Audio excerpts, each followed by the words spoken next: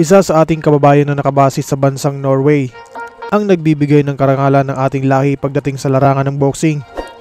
Isa-isa nitong pinarusahan ng mga dayuhang tumangkang sumubok sa tibay ng dugong hindi nagpapaapi. December 19, 2020, nang maganap ang laban ng ating pambato na si Bernard Angelo Torres na tubong Tagbilaran City, Bohol, laban sa bato-batong pambato ng Romania na si Costin Ayon.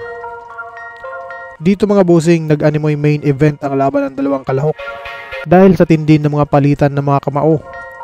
Masasabi nating salpukan ito ng mga malalakas at mga matitibay na mga boksingero. Itong si Costin Ayon mga bossing ay may kartadang 8 panalo, may 3 talo at 3 dito ay tinapos by knockout. Samantalang ang ating kababayan naman na si Bernard Angelo Torres ay may kartadang 13 panalo, walang bahid ng talo at 5 dito ay tinapos by knockout. Huwag na natin patagalin to mga boss, bakbakan agad.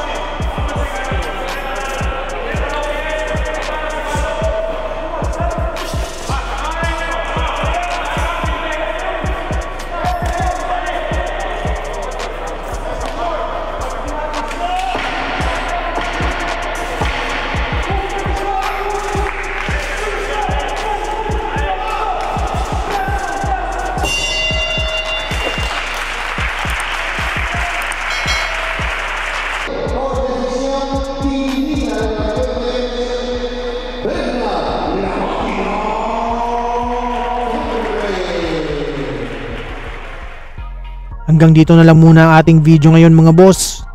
Kaya kung ngayon ka palang napadpad sa ating munting channel, mas maganda kung nakasubscribe ka na para lagi kang manotify sa ating mga bagong uploads.